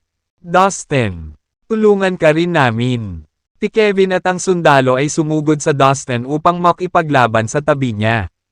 Si Kevin at ang sundalo ay pawang mga sikat na master sa Immortal King Realm sa Immortal Endworld noong sinaunang panahon. Bukod dito, silang dalawa ay mas malakas kaysa sa karamihan ng mga magsasaka sa kanilang antas. Sa makatuwid, kahit na ang mga master ng Immortal King Realm ng Immortal Endworld ay mas marami, mas malakas pa rin sila kaysa sa kanilang mga kalaban. Higit sa lahat, ang demonyong avatar ni Dustin ay maaaring makaistorbo sa mga master ng Immortal King Realm sa pamamagitan ng pagsasagawa ng World Silang Tabud Magic. Patuloy nitong ipinakita ang World Silang Tabud Magic para hindi makakilos ang malalakas na masasamang nilalang. Kahit na ang ilan sa mga masasamang nilalang na maaaring tumugma sa isang master na nasa paunang yugto ng Immortal King Realm ay nasealed dahil sila ay nakatayo malapit dito. Pagkatapos ay kinuha ni Dustin ang pagkakataon at binugbog sila hanggang sa mamatay. Wala silang magagawa tungkol dito. Gayunpaman, pagkaraan ng ilang sandali, ang mga nilalang ng Immortal Endworld ay nagsimulang maneg. Dahil sa takot sa demonyong avatar ni Dustin. Ang mga alien master na iyon na kasing lakas ng mga cultivator ng Immortal King Realm ay kailangang umatras. Haha, this is really exciting. You evil clowns. Ngayon alam mo na kung ano ang kaya natin. Diba? Pagmamalaki ni Kevin. Hindi mabilang na mga dragon na gawa sa vital energy force ang umungol sa ibabaw ng kanyang katawan. Walang katapusang lakas ng enerhiya ang lumabas sa kanyang katawan. Ginamit niya ang lahat ng uri ng malalakas na lihim na kasanayan at pinilit pa ang isang makapangyarihang master ng 7th Evil Energy Realm na umatras sa takot. Sa wakas, pinatay niya ang kanyang kalaban gamit ang kanyang sariling mga kamay. Maging ang sundalo ay nagpakita rin ng kanyang kakila-kilabot na pagiging epektibo sa pakikipaglaban. Ang sibat sa kanyang kamay ay nagbuga ng malamig na liwanag na kasing kapal ng isang slab ng granite. Hinawakan niya ang kanyang sibat at hinati ang espasyo sa kalahati. Kahit na siya ay lumaban sa tatlong malalakas na masasamang nilalang ng mag-isa. Ang kanyang pagiging epektibo sa pakikipaglaban ay nagbigay sa kanya ng seryosong kamay. Habang ang mas malalakas ay nakipaglaban sa isang matinding labanan. Ang iba sa mga nilalang ay patuloy na lumaban ng kasing tapang. Ang mga nilalang ng Immortal Endworld ay napakarami na. Kakabutihang palad. Nakuha ni Dustin ang kanyang dalawang barkong pandigma upang salakayin at patayin ang isang mahusay na bilang ng kanilang mga kaaway. Ito ay nagpapantay sa kanilang bilang ang mga nilalang ng Immortal Endworld ay hindi na nahihigitin. Patayin ang mga demonyong ito. Putulin ang kanilang mga ulo. Haha, kayong mga masasamang clown. Sa tingin mo ba hahayaan ka namin na tumapak sa amin? Puntahan mo ang mga asno mo dito at tuturuan ka namin ng leksyon. Ang mga buhay na nilalang ng Immortal Endworld ay nasa mataas na espiritu. Sila ay umungal at sumugod sa kanilang mga kaaway. Matanda man o bata, walang umatras, nakatuon sila sa paglilinang sa labas ng Immortal Endworld kamakailan at sila ay umunlad ng husto. Bukod dito, sila rin ay mga elite ng iba't ibang angkan at sekta. Ang mga nilalang ay nakarating na sa Immortal Realm at Immortal Transforming Realm habang ang iba ay nasa Heavenly Grotto Realm at sa ibaba. Lahat sila ay buong tapang na lumaban sa mga dayuhang hukbo. Ang digmaan ay mabangis at brutal. Kumalsik ang dugo sa hangin at makikita ang mga bangkay kung saan-saan. Parehong nasawi ang magkabilang panig. Ang resulta ng labanan, gayunpaman, ay matutukoy lamang ng pinakamalakas. Kapag natalo na nila ang kanilang mga kalaban. Madali nilang mapapawi ang iba pang mga kalaban. Pumunta ka sa impyerno. Tigaw ni Dustin sa gitna ng laban. Gamit ang kanyang isip, kinokontrol niya ang bagong Supreme Spiritual Pot para atakihin ang isa sa kanyang mga kalaban na nasa 6th Evil Energy Realm. Ito ang unang pagkakataon na ginamit ni Dustin ang Supreme Spiritual Pot. Biglang napasigaw sa sakit ang masamang nilalang. Ang Supreme Spiritual Pot ay baliw na umaatake sa kanyang espiritual na kaluluwa. Gumana ito. Natuwa si Dustin. Ang Supreme Spiritual Pot ay gawa sa napakaraming omnipotent gas. Hindi nakakagulat na napakalakas nito. Bang! Ang Fire Stella ay nagpakawala ng napakalaking pagsupil na kapangyarihan at binasag ang masamang nilalang na ngayon ay sumisigaw sa sakit. Itinuon ni Dustin ang kanyang mga mata sa isang Master of the Heaven Shadow Race. Ang mga miyembro ng Heaven Shadow Race ay may kakayahang maging invisible. May kakayahan silang maging anino at maging ganap na hindi nakikita sa kalooban. Gayunpaman, hindi ito naging problema para kay Dustin. Pagkatapos ng lahat, hindi lamang niya nilinang ang Infernal Scripture kundi pati na rin ang Slaughtering Scripture. Nakita agad ni Dustin ang kanilang munting pakulo. Sa ilalim ng kanyang kontrol. Parehong lumipad ang Fire Stella at ang Pot of Chaos patungo sa Master ng Heaven Shadow Race ng sabay. Nagulat siya sa pag-atake ni Dustin. Nasaksihan na niya kung gaano kalakas si Dustin kaya siguradong hindi siya basta-basta. Ang Panginoon ng lahi ng anino ng langit ay umikot at nag-transform sa isang hindi napapansing anino. Sa susunod na segundo, isang mahabang pilak na araw ang bumaril mula sa anino. Naglalaman ito ng napakalaking kapangyarihan at gumalaw ng napakabilis.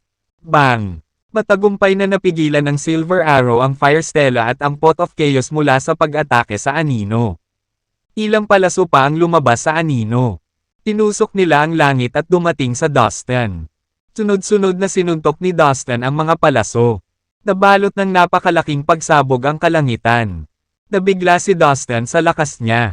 Ang taong ito ay hindi kapani-paniwala sa archery. Isa siyang makapangyarihang master na umabot na sa katamtamang yugto ng Immortal King Realm. Ang mga palaso ay bumaril sa himpapawid. Nawinasak ang kawalan sa paligid nila na labis na ikinasindak ng lahat. Bang! Bang! Bang! Ang mga kamao ni Dustin ay tumama sa mga araw na parang kidlat. Na nagpapalipad sa kanila sa lahat ng direksyon. Nagulat din ang master mula sa Heaven Shadow Race. Palagi niyang ipinagmamalaki ang kanyang kakayahan sa pag-archery. Kahit na ang mga nasa kanyang antas ay hindi makabali ng kanyang mga palaso gamit ang kanilang mga kamay. Gayunpaman, ang binatang ito na kanyang kinakalaban ay matagumpay na naiwasan ang lahat ng kanyang mga palaso gamit lamang ang kanyang mga kamao. Humph!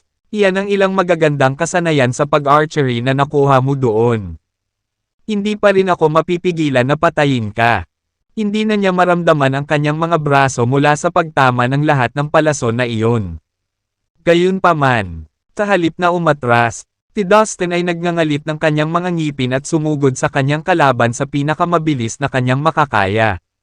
Bush! Ipinakita niya ang lahat ng kanyang kakayahan, ang invisibility skill, ang slaughtering scripture, at ang dragon lightness. Ang lahat ng ito at ang special na kapangyarihan na ginamit niya ay naging dahilan ng kanyang paggalaw sa napakabilis na bilis. Ang bilis niya ay wala sa mundong ito kaya hindi na siya nagtagal upang tuluyang mahabol ang kanyang kalaban. Kapag naisara na niya ang distansya, hindi na siya maaatake ng mga araw ng Master ng Heaven Shadow Race. Mamatay! Sumugod si Dustin at ginamit ang kanyang pinakamagaling na martial skills para atakihin ang kanyang kalaban. Tiyanig ng impact ang langit. Pumagos ang kamao ni Dustin sa kanyang katawan at binuhat siya. Pagkatapos, iniunat ni Dustin ang kanyang kamay at ginawa siyang ambon ng dugo. Napatay ang isang master ng Heaven Shadow Race na maaaring tumugma sa isang cultivator na nasa medium stage ng Immortal King Realm. Hindi ito maganda. Napatay na ang ating Panginoon. Tigaw ng isang miyembro ng Heaven Shadow Race sa gulat. Bilang tugon, ang kanyang mga kasama ay nataranta. Ang master pala, na namatay sa kamay ni Dustin. Ang pinuno ng tropa ng Heaven Shadow Race. Nagpatuloy sa pagtakbo si Dustin. Sa ngayon, Marami na siyang napatay na malalakas na masasamang nilalang. Sa labanang ito, napatay ni Dustin ang higit sa 6 na makapangyarihang masters mula sa 3 karera na nangangahulugang sinasabi niya ang kredito para sa pag-alis ng kanilang malalakas na kaaway. Ang mga nakaligtas sa 3 lahi ay natakot at nasa mababang loob. 2 malalakas na masasamang nilalang na lang ang natitira at nawala na sila ng ganang makipaglaban. Umalis. Ngayon na. Angal nila. Tumakbo. Tigaw ng mahinang masamang nilalang. Nanginginig ang boses. Nataranta ang mga dayuhang tropa. Mabilis silang tumakbo nang hindi lumilingon. Walang makakatakas sa inyo. Napaungol si Kevin. Ikinumpas niya ang kanyang kamay at bumungad sa kanyang harapan ang isang barkong pandigma. Agad niya itong nilapitan. Swoosh! Lumipad ang barkong pandigma sa direksyon kung saan nagtakbuhan ang mga dayuhang tropa. Si Dustin, ang sundalo, at ang iba pang mga tao sa Immortal Endworld ay hinahabol ang kanilang mga kaaway. Pagkalipas ng ilang oras, napatay na ang lahat ng nilalang ng 3 lahi ng dayuhan kabilang ang kanilang 2 natitirang master na sapat na makapangyarihan para labanan ang mga cultivator ng Immortal King Realm. Wala sa kanila ang matagumpay na nakatakas. Sa puntong ito, natapos ang labanan. Ang Immortal Endworld ay nanalo sa labanan.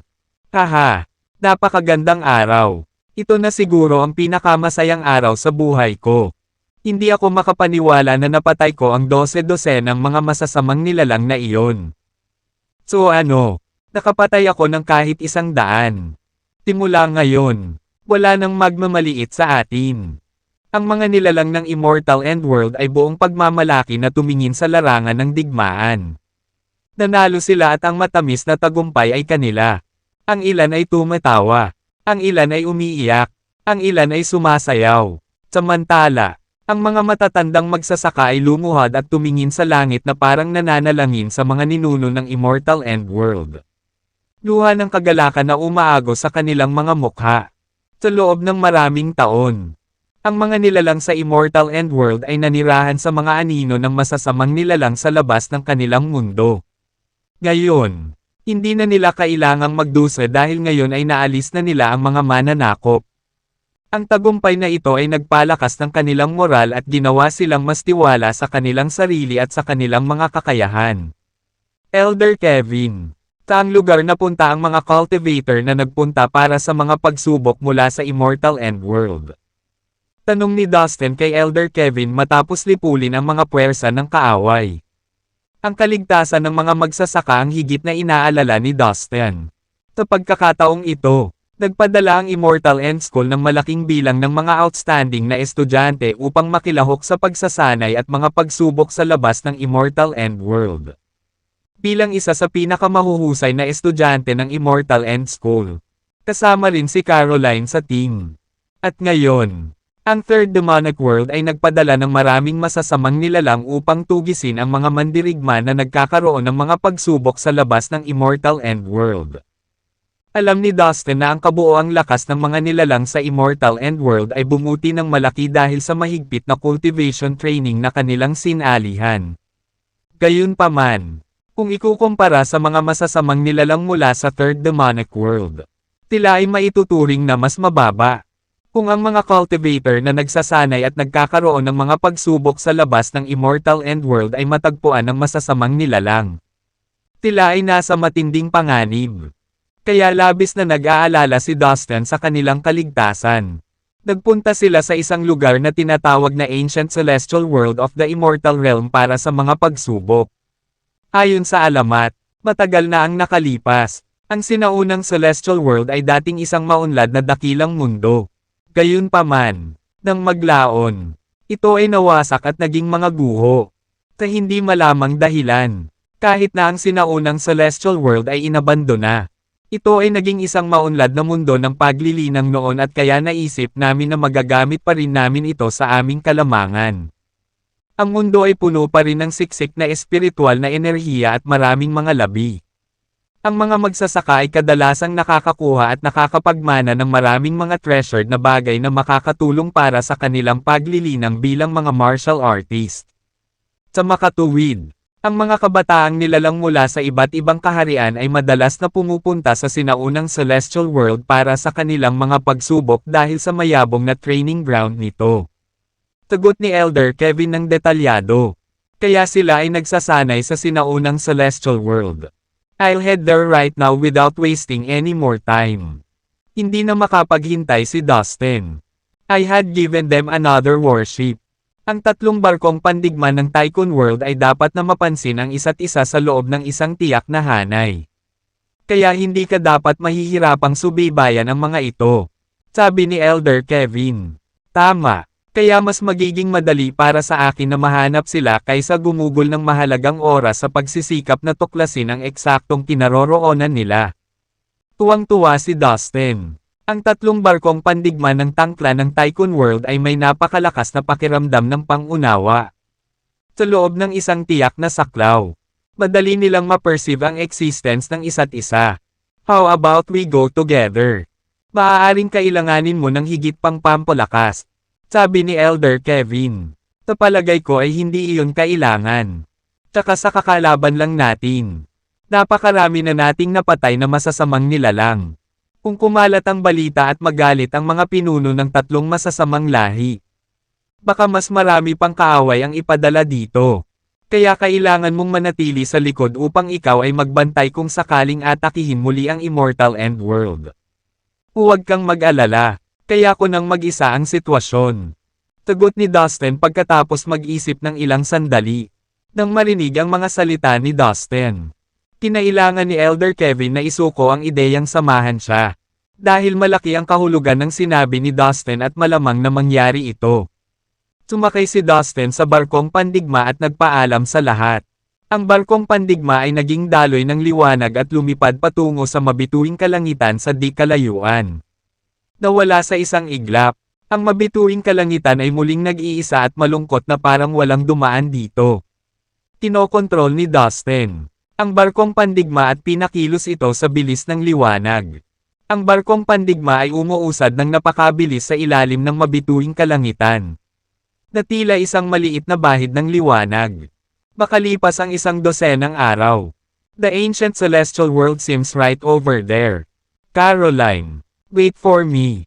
I'm going to save you no matter what happen. Sabi ni Dustin habang nakatayo sa barkong pandigma at nakatingin sa mabituing kalangitan na nakakuyom ang mga kamao. Maraming mga bitek sa space barrier ng ancient celestial world. Ang mga nilalang sa labas ay maaaring makapasok sa sinaunang celestial world sa pamamagitan ng mga bitek na ito. Ito ay mukhang isang bukas na mundo ngayon. Makalipas ang ilang oras, isang malaking space truck ang lumitaw sa kanyang harapan. Isang itim na anino ang tumawid sa mabituing kalangitan. Parang higanting bibig ng kakaibang hayop. Alam ni Dustin na ang puwang na ito ay dapat na pasukan sa ancient celestial world. Sa ilalim ng utos ni Dustin, ang barkong pandigma ay sumugod sa bitek at lumutang sa malawak na kadiliman. Ilang sandali pa, ang barkong pandigma ay sumugod mula sa siwang patungo sa kabilang panig. Ito ay isang malawak at walang hangganang mundo sa harap mismo ng kanyang mga mata. Ang sinaunang celestial world ay mukhang mas malaki kaysa sa immortal end world.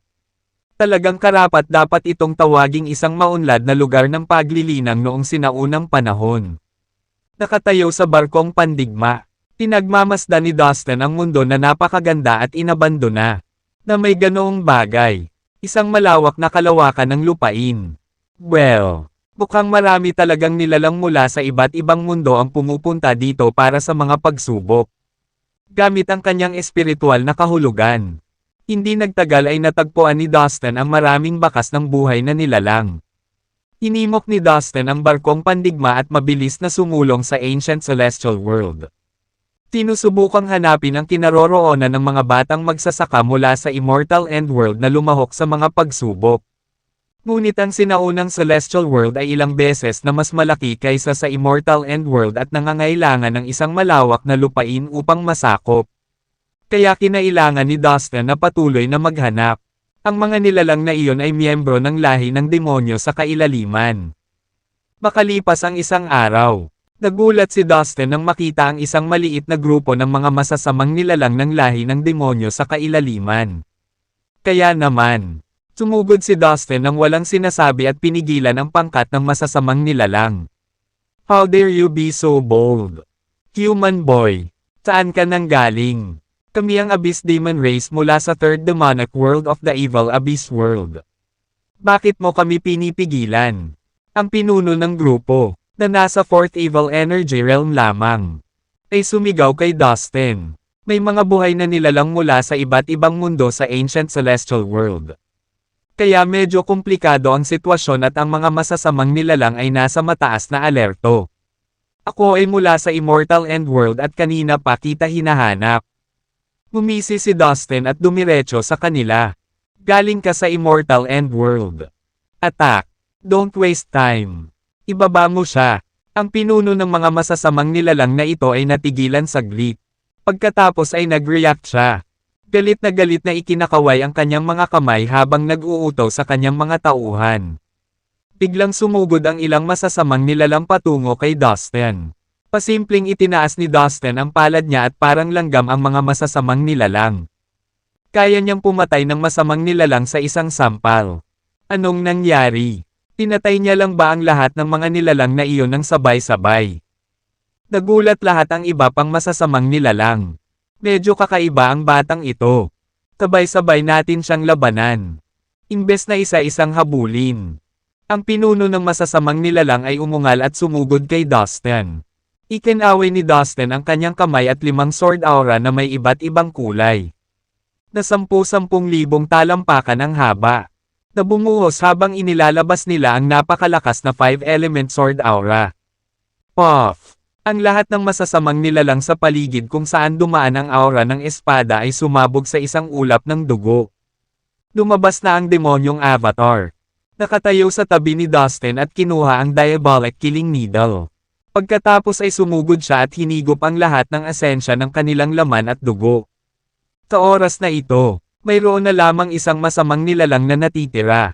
Hindi siya pinatay ni Dustin dahil siya ang pinuno. Ikaw, ang masamang nilalang ay ganap na natigilan nang makita niyang pinatay ni Dustin ang kanyang buong koponan sa napakaikling panahon. Nakatitig siya kay Dustin. Natatakot, inabot ni Dustin at kinuha siya sa kanyang kustodiya. Pagkatapos ay gumawa siya ng isang spell upang i-seal up ang masasamang kapangyarihan sa buong katawan niya. Ang paglilinang ng demonyong avatar ay batay sa masamang enerhiya. Kaya may alam si Dustin tungkol dito. Ito ay isang piraso ng cake para sa kanya upang selyuhan ang isang medyo mahinang masamang nilalang. Dustin. Pagkatapos ay dinala siya sa isang tahimik na lugar at pinahirapan siya para sa impormasyon. Sa simula, medyo nag-aatubili ang masamang nilalang na sagutin ng matapat ang tanong ni Dustin. Gayunpaman, sa isang sampal, halos mabali ang buong katawan ni Dustin. Pagkatapos ay inilabas ni Dustin ang kanyang Supreme Spiritual Pot at ipinadala ito sa Soul Sea ng masamang nilalang upang sumpuin ang kanyang espiritual na kaluluwa. Hindi nagtagal, pumutok ang mekanismo ng depensa ng masamang nilalang at umawit siya na parang kanaryo. Mahigit sa 10,000 masasamang nilalang ng Third Demonic World ang ipinadala dito upang tugisin ang mga buhay na nilalang ng Immortal End World na naggalugad sa sinaunang Celestial World. 2 masamang nilalang ang nasa 8th Evil Energy Realm. Ang pinakamalakas sa kanila, bilang karagdagan, mayroong 5 iba pang masasamang nilalang sa 7th Evil Energy Realm at 8 sa 6th Evil Energy Realm. Hindi ako makapaniwala na 2 masamang nilalang ng 8th Evil Energy Realm ang ipinadala dito. Naisip ni Dustin sa kanyang sarili. Bahagyang nagulat. Ang isang masamang nilalang ng 6th Evil Energy Realm ay katumbas ng isang human cultivator na umabot na sa paunang yugto ng Immortal King Realm. Ang isang masamang nilalang ng 7th Evil Energy Realm ay maaaring tumugma sa isang Immortal King Realm cultivator ng katamtamang yugto. At panghuli, ang isang masamang nilalang ng 8th Evil Energy Realm ay kasing lakas ng isang human cultivator na nasa premium stage ng Immortal King Realm. Sa mga tuntunin ng kanyang kasalukuyang lakas, kakayanin ni Dustin ang mga masasamang nilalang ng 6th Evil Energy Realm o ang 7th Evil Energy Realm nang walang anumang kahirapan. Kung nakipaglaban siya sa masamang nilalang ng 8th Evil Energy Realm, maaaring hindi siya manalo. Kung mas mataas ang kaharian ng masamang nilalang, mas magiging mahirap para kay Dustin na talunin sila. Sa kanyang kasalukuyang pagiging epektibo sa pakikipaglaban, makakalaban ni Dustin ang isang cultivator na nasa medium stage ng Immortal King Realm. Kung ang kanyang kalaban ay nasa premium stage ng Immortal King Realm, mas mahirap para sa kanya na makakuha ng panalo. Ngunit ang higit na ikinagulat ni Dustin ay mayroong ilang masasamang nilalang na mas mataas pa ang katayuan. Mahigit 20 batang masasamang nilalang ang mula sa marangal na pamilya ng Third Demonic World. 5 sa kanila ay mga inapo ng mga dakilang pinuno. Ang pinakakilala ay ang apo ni Devil Ancestor Bale. Malinaw. Ang apo ni Devil Ancestor Bale ang may pinakamarangal na dugo sa kanilang lahat. Sa katotohanan, ang mga kabataang masasamang nilalang na ito na may mataas na katayuan ay nagpunta rito upang sanayin ang kanilang mga sarili. 2/3. Ang pangangaso sa mga nilalang ng Immortal End World ay isang maliit na bahagi lamang ng mga pakikipagsapalaran ng mga batang masasamang nilalang. Hindi kataka-taka na napakaraming makapangyarihang masasamang nilalang ang pumunta dito ng personal. Nandito sila para protektahan ang mga maharlikang kabataang masasamang nilalang na ito. Kung papatayin ko ang lahat ng mga batang masasamang nilalang na ito, ano ang magiging reaksyon ng kanilang mga pamilya? Medyo curious ako. Ngumisi si Dustin. Nang sa wakas ay nakuha na niya ang impormasyong kailangan niya.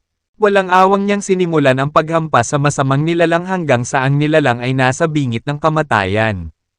Please don't kill me. I'm willing to surrender. My lord. Please let me go. Tagulat ni Dustin. Napaluhod ang masamang nilalang bilang paraan para ipakita na sumusuko na siya. What the hell? Natigilan si Dustin na huminto ang kamay sa himpapawid. We humans and your race are mortal enemies. Bakit naman kita hahayaang mabuhay? Walang pakialam na sabi ni Dustin. Teka, my lord. I have something to tell you. Pagmamakaawa ng masamang nilalang habang nakayuko kay Dustin. Oh, what do you want to say? Bilasan mo. Itinuro ni Dustin ang kamay sa masamang nilalang na kumikinang ang kamay. Mahal kong Panginoon, kahit na ako ay mula sa Third Demonic World, ako at ang aking pamilya ay hindi kailanman nakapatay ng anumang mga nilalang sa iyong mundo. Sa katunayan, noong unang panahon, ang aking pamilya ay isa sa mga may pinakamataas na ranggo na pamilya sa ating mundo. Gayunpaman, ang aming pinuno ay nauwi sa pagkakasala sa isang dakilang pinuno. Dumating ang Grand Leader para sa aming pamilya mismo. Kahit na ang pinakamalakas na miyembro ng aking pamilya ay namatay sa kanyang mga kamay. Tanging ang mahihina, matanda, at may sakit lamang ang nakaligtas doon. Ang lahat ng mga lalaki ay pinilit na magpatala at maglingkod sa mga opisyal magpakailanman. Habang ang mga babae ay nagsilbing mistresses o katulong sa mga maharlikang pamilya. Ang mga tunay na Panginoon ng ating mundo ay ang mga dakilang pinuno at mga matataas na uri. Kung meron man, mas galit ako sa kanila kaysa sa iyo. Ayoko talagang mamatay ng ganito. Pakisamahan mo ako. Handa akong pagsilbihan ka. Magiging tapat ako sa iyo at sana makaganti ako balang araw. Sabi ng masamang nilalang kay Dustin na nakaluhod sa lupa. Ganun ba? Paano kung nagsisinungaling ka sa akin? Tanong ni Dustin matapos magmuni-muni saglit. Handa akong ibigay sa iyo ang aking kaluluwa. Panginoon, kung maglalakas loob akong talikuran ka sa hinaharap, ako ay nasa iyong awa. Madali mong kikitil ang aking buhay gamit ang iyong isip. Ang masama, taos pusong inihandog ng nilalang. Well, in that case, I believe you. For now, I will spare your life. Tumango si Dustin. Salamat, Panginoon ko. Halatang tuwang-tuwa ang masamang nilalang habang nagmamadaling pinakawalan ang globo ng kanyang kaluluwa. Kinuha ni Dustin ang Soul Orb at inilagay ito sa sarili niyang Soul Sea. Kaya lang, nagkaroon ng master-servant relationship si Dustin sa masamang nilalang. Madali siyang sirain ni Dustin gamit ang kanyang isip. Matapos maging lingkod niya, tinabi ng masamang nilalang kay Dustin ang kanyang pangalan. Ayon sa masamang nilalang, ang pangalan niya ay Solo at nakarating na siya sa Third Evil Energy Realm. Maaari niyang pantayan ang isang human cultivator sa paunang yugto ng Immortal Realm. Dalhin mo ako sa iba pang masasamang nilalang. Kasama na ang mga mula sa mga marangal na pamilya. Lahat sila ay papawiin ko. Utos ni Dustin. Dahil alipin ko na siya ngayon. Hindi na kailangang itago sa kanya ang plano ko. Naisip ni Dustin. Walang problema, Master. Natutuwa akong marinig na papabagsakin mo ang mga bastos na iyon. Huwag kang mag-alala, Master. Mayroon akong contact Jade Sleep. At maaari kong malaman ang kanilang lokasyon. Hindi nila makuha. Layo. Masayang sabi ni Solo. Pagkatapos ay naglabas siya ng itim na Jade Sleep at ipinikit ang kanyang mga mata para maramdaman niya ang iba pang masasamang nilalang. Master. Maraming masasamang nilalang doon pero medyo malayo sila sa atin. Kung lalapit tayo, makikilala ko sila, sabi ni Solo. Tumango si Dustin at agad na pinaandar ang barkong pandigma. Itinuro niya ito patungo sa direksyong itinuro ni Solo. Medyo matagal bago sila nakarating sa lugar. Nang gawin nila, hindi nag-aksaya ng oras si Solo at agad na kinuha ang Black Jade Sleep. Master. May grupo ng mga masasamang nilalang sa harap natin. Pagbigyan mo ako, aalamin ko kung sino sila. Mataimtim na sabi ni Solo. Pagkatapos ay pinakawalan niya ang kanyang espiritual na pakiramdam upang makilala niya ang masasamang nilalang. Mayroong 4 na batang aristokrata. Lahat sila ay mula sa marangal na pamilya. Kasama nila ang kanilang mga lingkod. Guro. Itong 4 na ito ang pinakasikat na mga kabataang talento sa ating mundo. Hindi lang sila maharlika sa dugo kundi may talento din. Marami silang hawak na potensyal. Seryosong sabi ni Solo. I see. 4 young talents. Well, let's go and see for ourselves. Ngumisi si Dustin. Umusad ang barkong pandigma. Maya-maya, isang malaking grupo ng masasamang nilalang ang dumating sa kanilang paningin. Ang 4 na batang masasamang nilalang mula sa mga marangal na pamilya ay napapaligiran ng iba pang masasamang nilalang. Madali silang makita. Haha, magaling. Nahanap na natin sa wakas ang mababang uri ng mga nabubuhay na nilalang ng Immortal End World. Pero na para ipagpatuloy natin ang ating pangangaso. Sa pagkakataong ito, sisiguraduhin kong manghuli ng maraming tao hanggat maaari sa karangalan ng aking pamilya. Isang batang masamang nilalang ang nagpakawala ng masamang tawa. Let's go. Cut the crap. Kung wala tayong gagawin ngayon. May pupuntahan pa sila. Bilasan mo. Utos ng isa pang batang masamang nilalang. Pinaandar ng masasamang nilalang ang kanilang mga kakayahan sa paggalaw ng katawan at sumugod pasulong. Napuno ng kanilang masamang aura ang paligid. Maya-maya lang. Isang casual na boses ang umalangaw-ngaw sa itaas nila. Wala kang pupuntahan. Pagkatapos ay nahulog mula sa langit ang isang binata. May mapaglarong ngiti sa labi habang humaharang sa daanan ng grupo ng masasamang nilalang. Tinundan ni Solo si Dustin at tumabi sa kanya. Ano? Lalaking tao. Isang malaking grupo ng mga masasamang nilalang ang tumangala sa binata na biglang sumulpot. Gulat na gulat at galit. Ano? Hindi ba ikaw si Solo? Damn it. Hamak na alipin. Anong ginagawa mo sa isang tao? Gusto mo bang putulin ang ulo mo? Tigaw ng isang masamang nilalang nang makilala niya si Solo. Napahamak ka. Pagkatapos ay ngumisi si Solo. Na nagpapakita ng 2 hanay ng malalaking mapuputing ngipin. Na nakasisigla. Shut up. Pumunta ka at patayin mo silang 2. Umungal ang isang batang masamang nilalang. Biglang sumugod ang 12 ng masasamang nilalang. Malaking grupo ng masasamang nilalang na ito. Ang pinakamakapangyarihan sa kanila ay nasa 5th Evil Energy Realm. Ikinaway ni Dustin ang kanyang kamay para i-activate ang kanyang omnipotent bodily skill. Biglang lumaki ang palad niya na umabot sa langit. Puff! Sa isang iglap, ang malaking palad ni Dustin ay nabasag ang higit sa kalahati ng mga masasamang nilalang. Nagginawa silang walang iba kundi isang ambon ng dugo. Ang demonyong avatar ay lumitaw din na may diabolic killing needle sa kamay nito upang masipsip ang lahat ng ambon ng dugo. Kekek! Kekek! Kekek! Takot na takot ang mga natitirang masasamang nilalang na nagngangalit ang kanilang mga ngipin. Natitig na takot kay Dustin. Hindi sila makapaniwala na napatay ni Dustin ang mahigit kalahati ng mga demonyo sa isang bagsak lang. Bukod dito, dalawa sa kanila ay nasa 5th Evil Energy Realm. Tara na, napagtanto ng 4 na batang masasamang nilalang sa pangunguna na sila ay nasa gulo. Ang binata sa harap nila ay mas makapangyarihan kaysa sa kanila. Haha, tatingin mo ba papakawalan ka namin? Umagalpak ng tawa si Dustin. Itinaas niya ang kanyang kamay at humampa sa hangin. Sa sumunod na segundo, muling lumaki ang palad niya at tumangay patungo sa mga natitirang masasamang nilalang. Puff!